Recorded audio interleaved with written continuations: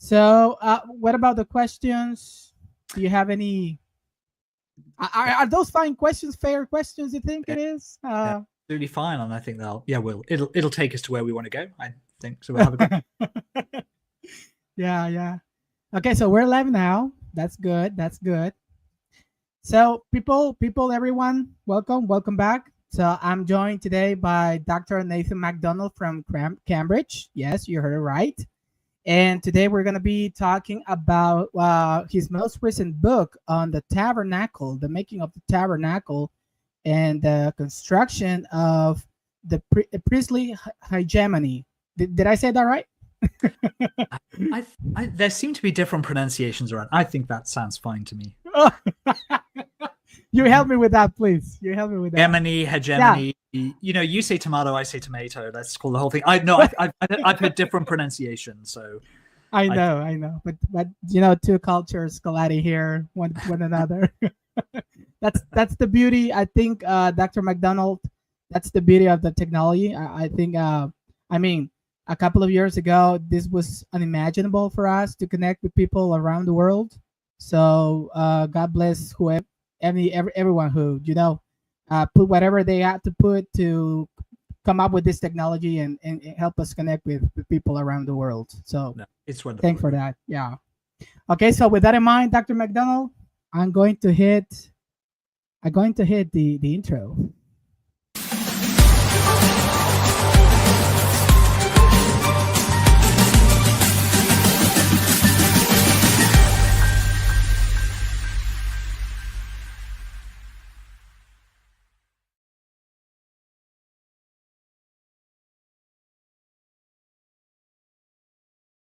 Okay, everybody, welcome back to your podcast, Verano 1711.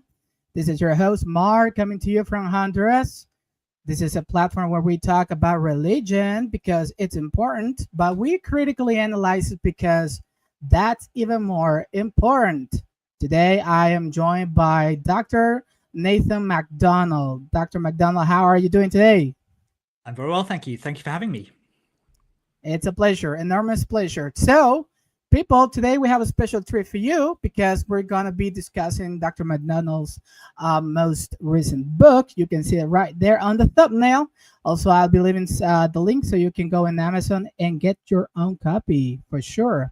I need to get my own copy. Maybe my birthday, someone will be willing to give me as a gift. I hope. So, Dr. MacDonald, just to please give us a bit of a background. I mean, how did you end up being a biblical scholar? I mean, I'm always interested in every scholar that come here to the show, how you guys end up being a biblical scholar. How did you tangle up with this wild world? Please tell us about that. Yeah, thank you. So I come from a fairly religious home. Sure. My parents are evangelical Christians, and so I grew up in that universe. And I went to university, first of all, doing mathematics for a couple of years. Really? I'd always intended to. Well, my ideas had been to finish a maths degree, to perhaps earn some money, and then to do ministerial training. And I sort of foreshortened that. I spent 2 years doing maths, and then I changed to do theology in Cambridge, and never left. So I was inspired by my wonderful teachers here. Amazing Hebrew teacher called Andrew McIntosh, who died at the end of last year, who wrote the International Critical Commentary on Hosea. And by my Old Testament teacher, Graham Davis, who's writing the International Critical Commentary on Exodus. So I know him. Fantastic teachers here. It was really wonderful. And so sweet. I stayed on and did continue to do Old Testament ever since. Yeah. Okay. Thank you for that, Dr. MacDonald. I need to say this. I became aware of your work because of your book on monotheism. Deuteronomy and monotheism, because I mean, as you well know, this monotheism concept label, I don't know what word you can use, but it's a debate. It's a hot, we can say it's a debate right now in scholarship. It's been for a while. So your name continue to come up in those footnotes. Even, I mean, your name was referring on podcasts that I was listening to. And okay, you need to check MacDonald's book on monotheism with more civic. You need to check that out. Go ahead. So that became like that's the way I became aware about your work. And then also you wrote on the priestly rule, which is published by the Greater. And I need to ask you this: is this book that we're going to be discussing today in some way connected to that previous book that you did? Like, is there any connection right there? There's an intellectual connection, at least in my own mind. Okay. The book on priestly rule is an examination of a text in Ezekiel, 44. 44, Yeah. which is a series of instructions to the priests in Ezekiel's new imagined temple. And I was particularly interested in the kinds of relationships that text has with text in Isaiah, but also text in the Pentateuch. But one of the things that sort of has animated the interest in that text, and also is sitting behind my interest in the Tabernacle, is really how we're to think about the development of the priesthood. And I've long been uncomfortable with the scholarly model that has really been dominant for quite a long period of time, which sees the history of the priesthood as really a priesthood of developing conflicts between different priestly families. This is an idea that particularly was popularized and promoted by the great American scholar Frank Moore Cross and his students. The idea that there's sort of conflicts between Levites and Aaronites, between Elites and Zadokites, between Mushites, or all these. This is a sort of an idea that sort of populates the religious world of ancient Israel with various sort of competing families, and I have long been dissatisfied with that idea, and Good. so. And that's been sitting behind a lot of this interest in the priesthood. So in Ezekiel 44, one of the things that I was concerned to, in that book on Ezekiel 44, one of the things I was concerned to do was really to argue that, or provide further evidence that in fact the so-called Zadokites that are mentioned in that chapter were not, that they were not an actual family that all descended from Zadok, that this was a sort of an ideal rather than a sort of and if you, let me just say, not that we have telephone directories these days, but if you had a telephone directory, or you wouldn't, of ancient Jewish Jerusalem, you wouldn't find the Zadokites there. They're an idea of a perfect priesthood. They're not an actual physical flesh and blood group of people who are opposed to a different group of people called the Aaronites. And so this book is also trying to think of priesthood, and in some ways it tries to do something a little bit more constructive by thinking more carefully about how we can talk about the kind of power of the priesthood. And here, as you mentioned, I used the word hegemony to think about the kind of power that the priesthood exercised. And so that was really, that's what's really kind of keeping those two books together intellectually in my own mind. Gotcha. Thank you for that. Okay, Dr. MacDonald. So we want to value your time. So what about if we go and hit the first question for you? Okay. So the first question will show up on the screen. It goes like this: can you tell us about the origins of this book? What motivated you to address this topic? Now, before you go and throw your answer, I catch something just caught my attention there. This interest in these texts. Like, most of the people will say this is boring. I just remember in church, like, nobody's preaching on these books. Like, that's been my experience, Dr. MacDonald. I don't know yours. I don't know about yours, but they just don't want to go there because it's too boring, and that's a shame. So please go ahead and give us your answer to this question. Well, that's almost two questions, but I definitely want to answer both of them. Thank you. So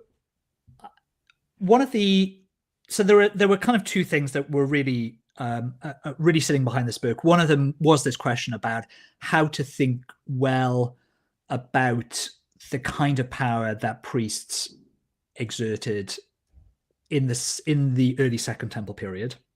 Mm-hmm. Particularly because there's a very interesting question of how it is that the priests go from being simply a temple functionary at the end of the monarchic period. In the monarchic period, the king is the supreme ruler, and the priests are just functionaries that serve in the temple. They serve the god, and they serve the king. How did priesthood develop to be, by the time we get to the Hasmonean period, that you had to be a priest in order to exert authority and rule in Second Temple Judaism? How did that happen, that the priest moved from being just simply a functionary to being the kind of role you had to have to be the leader of the community? So I was that was one sort of question that was sitting behind that, and that is the question about power. And do we approach that by thinking of conflicting priestly families, or are there other ways of thinking about it? But also, what was sitting behind this book is another kind of related set of interests, and that is in relation to ritual. And again, I was unhappy with some of the models that were commonly being used. The idea that you might get with somebody like Jacob Milgram, that when we look at the rituals in the Pentateuch, that these are very often extremely old, unchanged, that the theological purposes to which they've been put may have changed. These may now be monotheistic rituals instead of polytheistic rituals, but essentially the actual ritual practices had remained fairly static and unchanged over centuries, and that when we looked at some of the ritual practices, that these actually went back late into the first millennium, maybe even back into the second millennium. And there's quite a lot of theoretical literature now on rituals, which shows how rituals can change, they can be invented, and also one of the ways in which they allow that change to happen, one of the ways in which they kind of retain their authority, even though that they are very novel, is that they often give the impression of being very old. And so one of the things that I was very interested in is looking at cases of ritual change and ritual innovation. And those two topics, I think, are potentially quite closely bound together, because, of course, it is priests very often who are doing the rituals. So, and it is also these innovative rituals and these changes to rituals are bound up with how priestly authority and power is changing. So, if we think about the Great Atonement ritual in Leviticus 16, where every year the priest goes into the tabernacle, the high priest goes into the tabernacle and into the most holy place on Yom Kippur in order to atone for the sins of all of Israel, then that places the high priest right at the center of the ritual economy of ancient Israel. You simply cannot do without the priest. They are now the central figure. They are now the central mediating figure between the Israelites and between Israel's God. And so essentially they're now standing in the place of where potentially the king may have sat and may once have stood. So these things are these changing rituals, these innovations are tightly bound up with changing ideas and practices around power.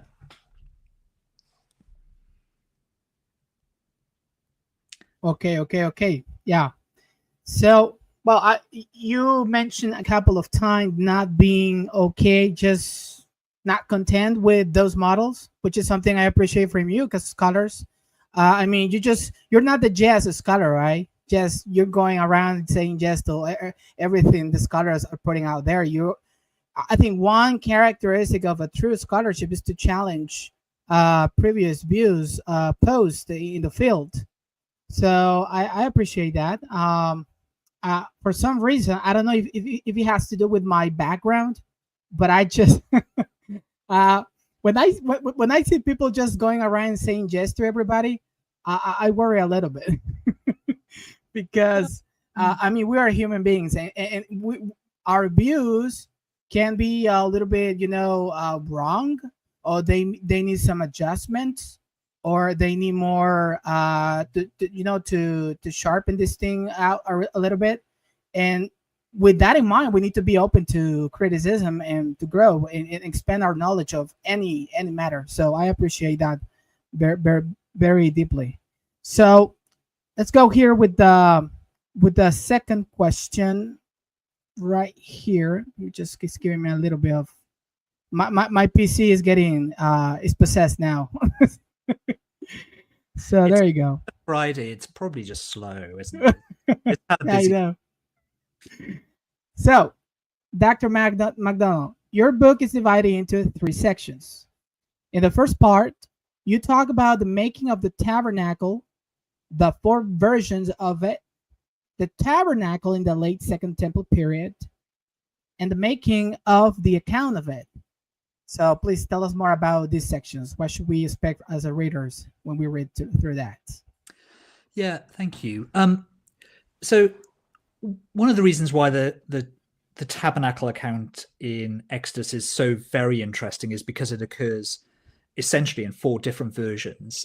So let me pull back first of all and to say what I mean by the tabernacle account. So I mean the text that we find in Exodus 25 to 31 and then 35 to 40. So this describes how a portable sanctuary is to be constructed. So these are the instructions given to Moses in chapters 25 to 31. And then in 35 to 40, the people and Moses construct this sanctuary. Okay.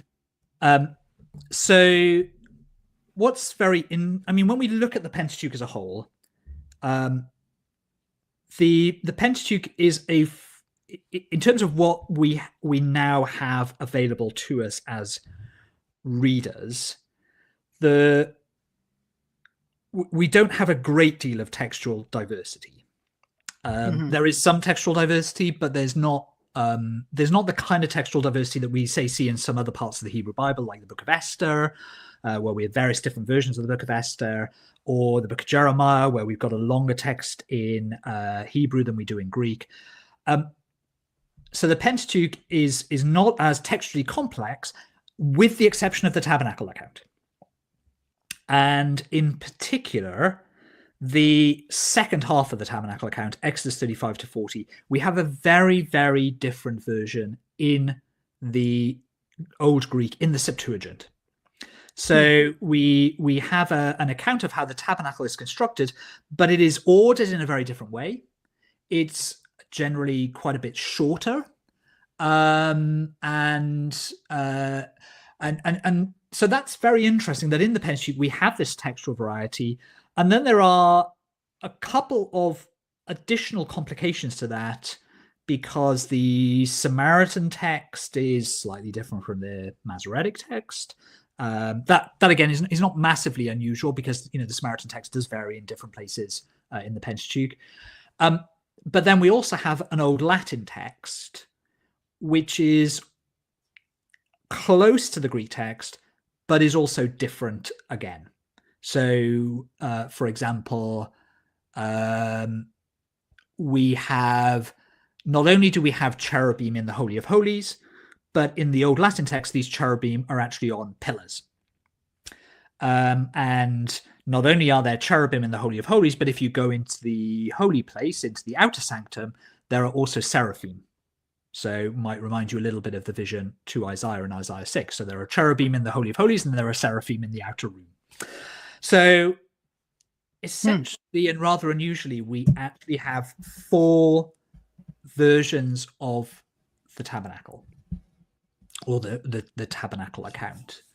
And I think that suggests that for ancient readers, unlike many modern readers, this was an intensely interesting text and an intensely important one, in which scribes have been working and reworking ideas about the nature of God, the nature of human beings, how God can be worshipped, what is appropriate, the nature of ritual and cult in ancient Israel. They're all being worked out in this textual space. And we can almost look at those four versions as potentially just, we could look at them as potentially the tip of the iceberg of it, as a text that has been has an extended history of composition, and one that, we could also say kind of continues. So, I mean, I mentioned four versions, but arguably the temple scroll from Qumran is also a slightly different version again, although, I mean, unfortunately, many of the places where the tabernacle material is echoed is extremely fragmentary, but we arguably have four, maybe even five versions of the tabernacle account, and that is both, I think, very interesting in terms of being able to help us to construct a possible history of how the text developed. But it also does suggest that these texts were, as I suggested, much more important for ancient readers and writers than, very often sort of modern readers sort of tend to skip over them very quickly. And, these are the parts of the text that are not frequently read out in at least in Christian liturgy or in... that was, I mean, and I like these kind of puzzles, I have to say. That was one of the things that sort of attracted me to this section. And so what I'm doing really in that first third of the book is really dealing with that textual problem, so there is there's been a very, very long discussion about the relationship between this Hebrew text and this variant Greek text. So let me sort of spell out some of the differences. So please. So they are ordered slightly differently. So the Greek text is ordered according to the materials. So you might remember that there are two main craftsmen that make the tabernacle. There is Oholiab and there is Bezalel. So Oholiab makes the tents, and they're mentioned first in the Greek account, and then Bezalel makes the metal furniture, so things like the covenant, the table, and so on. So that's how they're ordered in the Greek. In the right at the beginning of the Greek account is mentioned the priestly vestments, the high priest, the clothing that the high priest wears. Now that is ordered differently in the Hebrew text. So in the Hebrew text, the order seems to be much more that the tent is created, and then we have mention of the furniture, which is to go in the tent, and then the outer court is mentioned, and then right at the end, we have the high priestly vestments. So this material has been ordered differently, but also there are various places where the Greek text is shorter. So, for example, the Greek text will often describe items being made rather briefly, whereas in the Hebrew text, we have almost an identical copy to what has been given in the instructions, so that you are left in absolutely no doubt that Moses and his workmen made it exactly as God instructed. Okay. And then there are one or two things that are missing or slightly different. So there is no account in the Greek of the altar of incense being made. And that fits with a long-standing observation by scholars that the altar of incense is a later part of the tabernacle. It was added at a second stage. But also some of the accounts are slightly different. So the bronze altar, the altar of burnt offering, is said to be made from the plating of the censers of Korah and his rebellious, the people who rebelled with Korah. So there are these sort of really interesting differences at various different places. And there is a long debate within scholarship about whether the Greek is a shorter, earlier version of the Tabernacle account, which is earlier, which goes back to a Hebrew text that was earlier than the Masoretic text, the Hebrew text, or whether in fact it is a deeply corrupt, problematic text that has somehow got mixed up in transmission. And so one part of what I'm doing is really to think a little bit and to try and just enter into that discussion. And I think there are some good reasons for thinking that the Greek version does reflect an earlier Hebrew version. The Hebrew text that we now have in our Masoretic text has basically been tidied up and been really. That's kind of what that would be my explanation of it. It's one of the things that we find in the Greek account is that some of the ordering of the material can be quite different at various. There are lots of lists in Exodus 5 to 40. This is the bit that doesn't tend to encourage people to read it. You get the same material listed again and again. These are quite mixed up and varied in the Greek version, whereas in the Masoretic text, in the Hebrew text that we now have, they're always in the same order, very, very ordered, and that text critically would normally suggest that the Greek is earlier and then the Hebrew is later. It's been tidied up, it's been made more ordered, it's been made more consistent. So there's a discussion to be had about how these different versions relate to one another, which is later how they can be related.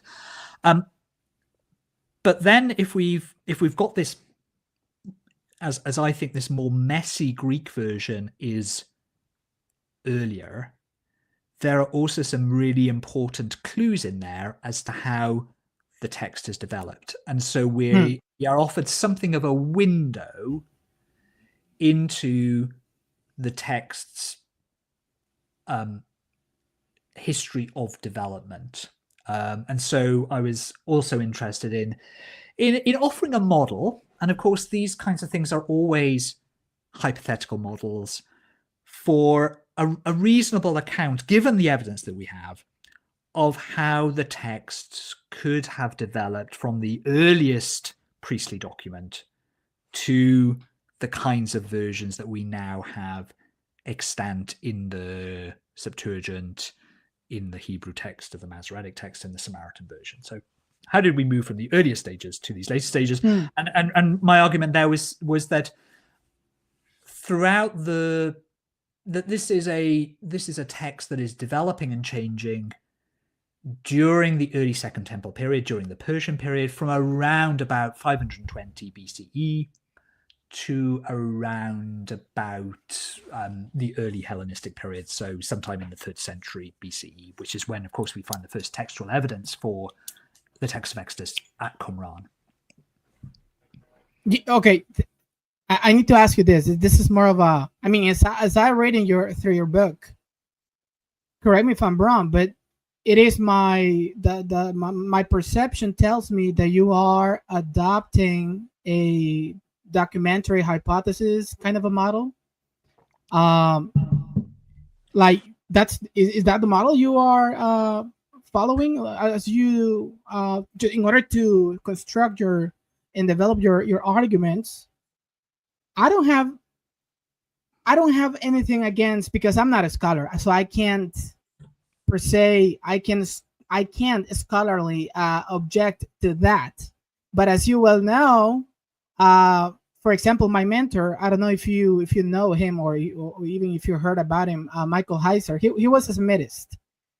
But he said the documentary hypothesis was a tautological view, a circular reasoning. But that's him.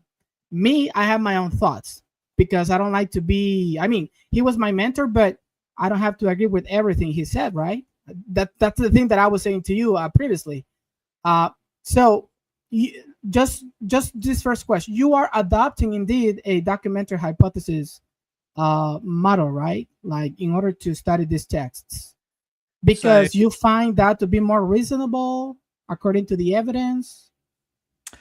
um, so yeah, I mean, I would need to complicate that slightly because I'm not.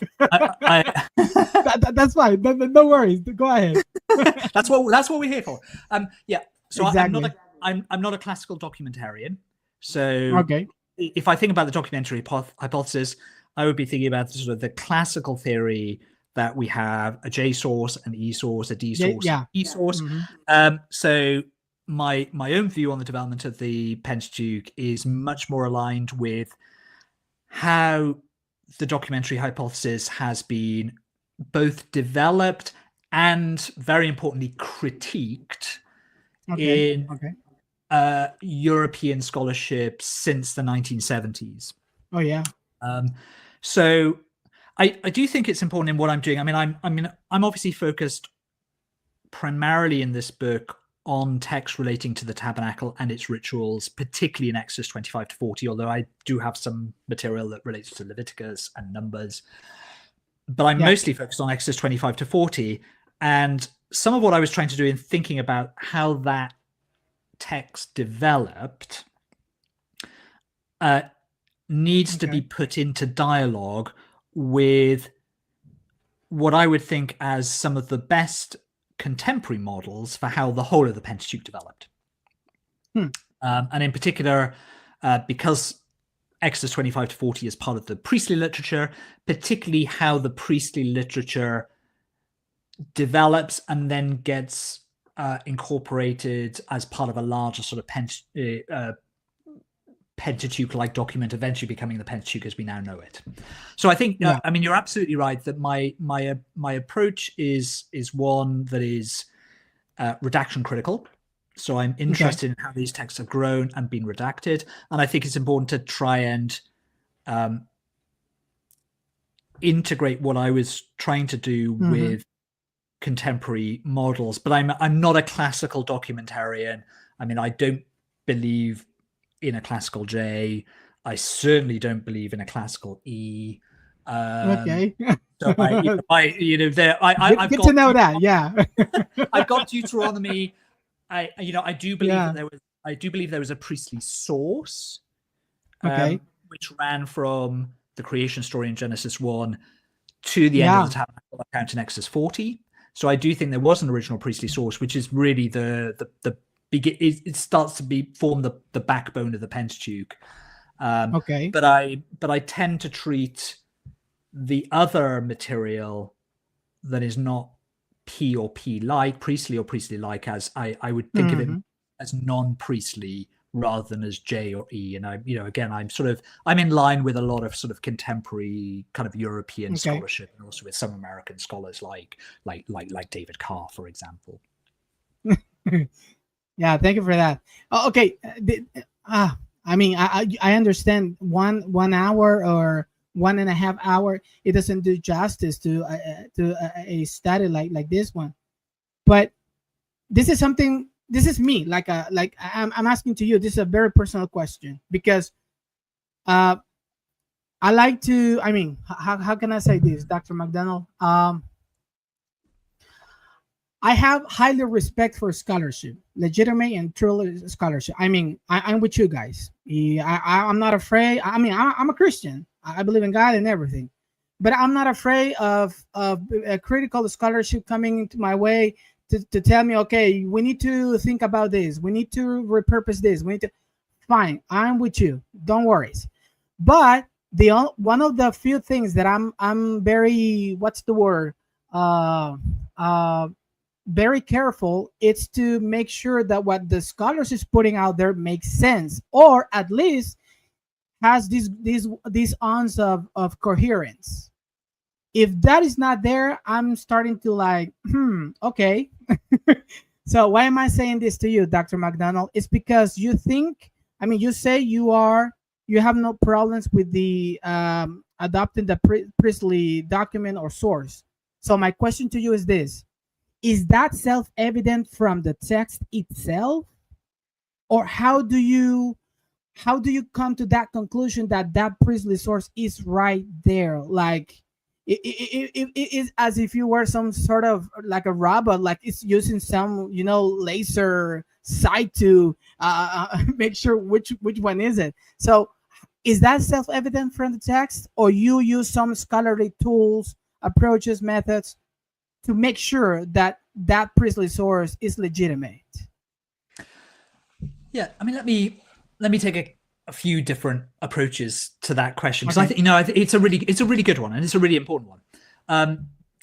So one of the things that I've tried to do in the book is to talk about these kinds of reconstructions as models. Okay. They are. I mean, if we think of say a model of the solar system, you know, we imagine, you get your, you go to a science museum and you see a model of the universe with the sun at the center and then the planets, being set out at various distances. Or maybe even it kind of shows how they rotate around the sun and the, some of the moons. A model is a simplification. Okay. By its very nature, it can never really deal. A model is not meant to be all of the complexity. It's meant to be a simplification for, we might say, heuristic benefits, so that you want kind of understand the material, understand what's going in the solar system better.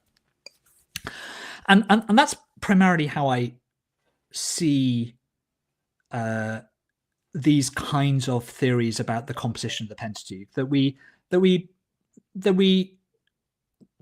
don't invest them with the kind of idea that this is somehow the absolute truth, but that they are models that are meant to make sense of the kinds of, what we have in front of us. So the text, the fact that when we read through the text, that it confronts us with various sorts of problems of logic or progression, or we get various duplications, or the divine name changes from one place to another.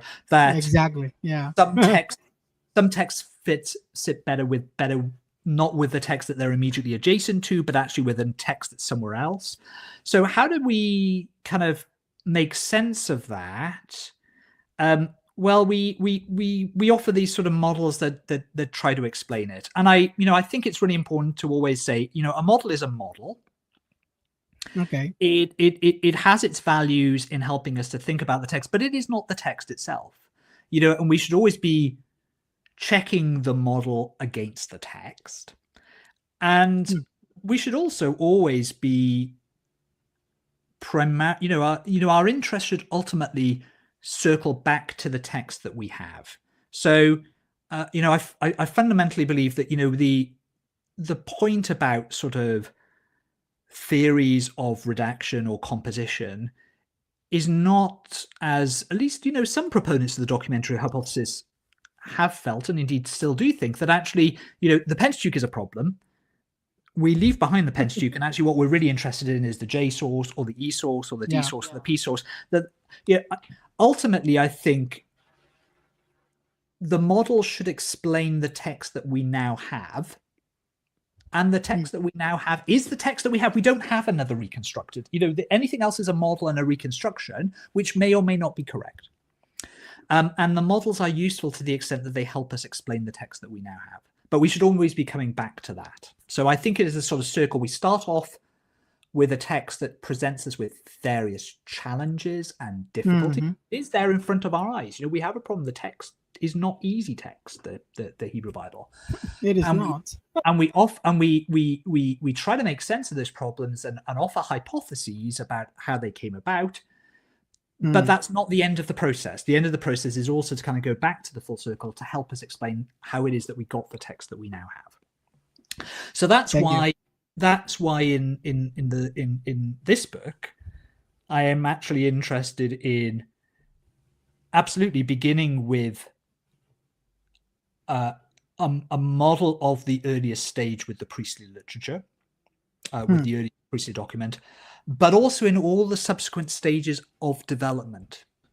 that take us eventually to these 4 different versions that we still have extant: the Septuagint, the Masoretic text, the Samaritan, and the Old Latin. Because I think, as as a scholar, I think one is always interested in all of how all of these things might have worked together. Yeah. But ultimately, we shouldn't just be sort of sitting with the kind of the pure priestly document. I think that would be academically problematic. Okay. But it's not to say, to add to that, to another aspect of your question, I do believe the identification of the priestly document is, and things that are related to the priestly document, is generally accepted to be the most secure part of the historical criticism of the Pentateuch. So the things that are associated with the priestly document was already set out back in the middle part of the 19th century by Nuldeker, and to be honest, scholarship has not fundamentally changed its views on that. The priestly, the material that today we would identify as priestly is pretty much the same kind of material as Nuldeker would have identified as priestly. And that would be true also whether you kind of checked in with Gerhard von Rad or whether you checked in with Gunkel or Wellhausen, so this has really remained as something constant. Now, there's been plenty of debates around it about whether in fact the original priestly document extended as far as the death of Moses, or whether it had an earlier ending and then was extended over time.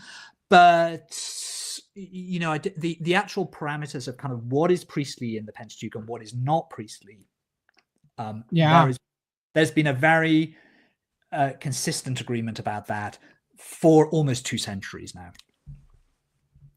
Dr. MacDonald, I need to thank you for that. I'm very, what do you call it? I don't know what label put on myself here. Perhaps it's my sorry about that. But since I'm not a scholar, I insist on this. Since I'm not a scholar, I'm always trying. I'm not the kind of reader that is going to buy into everything the scholars write or put out there. I'm very critical of what I'm reading. Like, I want to sincerely and coherently understand what you scholars are talking. And of course, we need to get familiarized with the, with the parlance, the concept, everything. I try to do my job, my homework on that. I try really hard. But that's why my question to you, and thank you for answering, because I just want to make sure there is consistency, coherence, that is making sense, right? And not go into the deep end and without just assuming, which is something that I don't usually adopt in my way of reading. So I want to share something with you. I'm pretty sure, I'm going to assume you are aware of this, but there is a book. This is for our viewers as well, if you want to be aware of this. But there is a book published very recently by Morris Siebeck in the Forschungen zum Alten Testament, and this is open access. This is open access. So, Dr. MacDonald, did you know about this book? Yeah, so I know Dr. Hitzley, and I was actually very fortunate that I can't remember how I became aware that he was doing this as his as his second in German Habilitation, his second thesis. But I was fortunate actually to be able to read. He shared that work to me when it had not yet been published. So actually, I do refer to his Habilitation in the book. And I think it's a very helpful discussion, actually. Thank you. Very fine book. Okay. So I think it's nice that it's open access. So I think it's certainly worth worth people. Because I would like to buy this book, but me as a family guy, my priorities go with my family first, and it's very difficult. Yeah. Absolutely. Yeah. I completely agree. Thank you, sir. Yeah. Okay. But let's get rid of that. Here with Jörg, I would here I would agree with him. I mean, I have my own view on the original priestly document, but there, as you can see, he's setting out the argument for the original priestly document, beginning with the creation story in Genesis 1, and ending with the completion of the tabernacle and with the arrival of the divine presence in Exodus 40.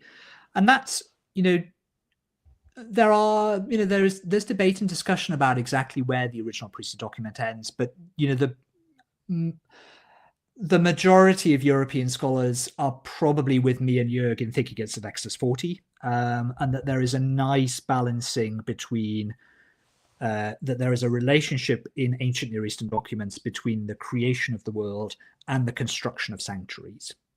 That they are kind of co-constitutive in some sense, and so therefore, I mean, we see this with something like a Numer Edish, where the creation of the world is described, but of course it's leading us ultimately to Marduk's temple being established in Babylon. So I think he's probably right that this is the original priestly document. I do have my own spin on this. I mean, I've increasingly become, even more so because I've had the opportunity to work further on it since the book, more and more convinced that actually the priestly vestments in Exodus 28 are in many ways the central climactic point within the priestly document, because the priest is absolutely crucial. The high priest is absolutely crucial in ensuring the divine presence, and not only ensuring the divine presence, but also representation, because the high priest bears on his shoulders, he bears the names of the sons of Jacob. So when he goes into the temple, much of what he's wearing sort of blends into the surroundings, but God can see the names of the sons of Jacob, and he remembers them. And remembering is a really central idea within the priestly literature. God remembers Noah in the flood story. God remembers the Israelites in Egypt. And he, when he sees Aaron going into the most holy place or into the temple, he sees these names and he remembers the people. And that's an absolutely crucial point in the priestly literature, because this is the way that the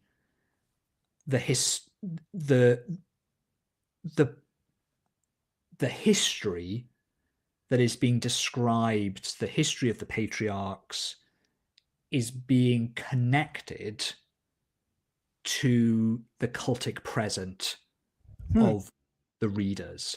So that is the connection point between the past and the present, and that God, the important point is being made. Even now, when the priest goes into the temple, he sees and remembers the patriarchs and the promises that he's made to them, and therefore he does good to the people of Israel. So my own view is that the priestly vestments are absolutely central to the priestly document, and really a kind of central moment for it. Thank you for that. Okay, we're gonna take a break. Dr. MacDonald, are you familiar with the Enoch seminar? I've never been. I know of it, but I'm by no means an expert. So yeah, I'll tell me, what are you going to say about it? I'm gonna play a clip. Okay. Oh, great. Okay.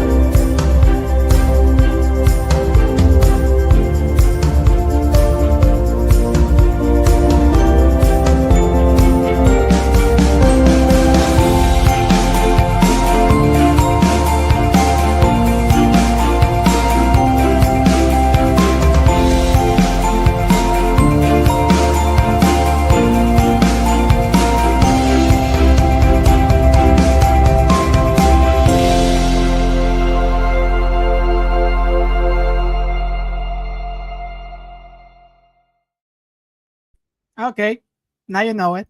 It's a great thing. Yeah, this is part of a initiative to bring the Enoch seminar into Spanish for Spanish audience who have a keen interest in the Enoch seminar, its members, their scholarship, and everything. So yeah, hope you can be around one day and just chit chat with them. That sounds You good. can become a member. Yeah. Okay, Dr. MacDonald, let's continue here, moving forward to question number 3, right? So in part 2, you tackle the construction of priestly hegemony, which is in part of the crux of your thesis. So this section includes glorious attired priests, among others. So what main ideas are developed in these sections? Yeah, so this section really builds upon that first section where I'm trying to work out how the tabernacle account developed, and having done that, to understand some of the theological societal shifts that it may be describing, or at least how the role of the priests, and indeed others, because one of the important things I'm trying to show in the book is that this is not just about the priesthood, that there are others involved, how these are sort of related to one another in various sorts of in various sorts of relationships. So as I said, I think in the original priestly document, I think we probably just we have simply one priest, that is Aaron, who in some ways relates to the entire, is meant to be sort of a representative or a symbol of the entire priesthood. And what we begin to see as the text develops is a more complicated view of the priesthood developing, and also a more complicated and sophisticated notion of how other groups relate to the priests and how they're involved in temple worship. Now, some of that I think is so in describing what is going on, I'm looking at various other things, but having done in trying to work out how that history developed, I use various sort of tools and various kind of comparisons to try and work out what's going on. But then I'm sort of really just focusing in on the various actors and how those actors are being portrayed individually, but also in relation to others. So one of the things that we see, I think, happening as the text grows and develops is that we begin to get a distinction between the high priest and the rest of the priests. And some work to define exactly where the priests are allowed to access and what kind of activities they're allowed to do. So there is some, one can sort of detect some sort of discussion, I think, or some sort of debate around who is it who's going to be anointed. And eventually it seems that all of the priests are going to be anointed. But also questions about whether which zones the priests can access, and what responsibilities they have, sort of lighting the lamps or things like that. So, but then we also have other groups who are being mentioned, and this is especially so in the discussion of how the tabernacle is being built. So, for example, we have a much greater involvement of the people, and also particularly of Bezalel and Oholiab, who in some way, I mean, Oholiab is a Danite, Bezalel is a Judahite, so they seem to represent the sort of the north and the south. We also have mention of the women bringing various things as offerings that are going to be used in the tabernacle. So we get a much more kind of complicated story than we do if we look at those sort of first few chapters in Exodus 25 to 28. So Exodus 25 to 28, it looks simply as though God commands Moses to build a tabernacle, and he's pretty much going to do it on his own. Whereas when we turn to Exodus for 35 to 40, we get a much more complicated account. We realize there are other workmen. We realize there are these master craftsmen, Bezalel and Oholiab. There are the people bringing the offerings. There are men. There are women. So it's a much more kind of. There are also leaders. The leaders bring the special gems that are going to be affixed on Aaron's outfit.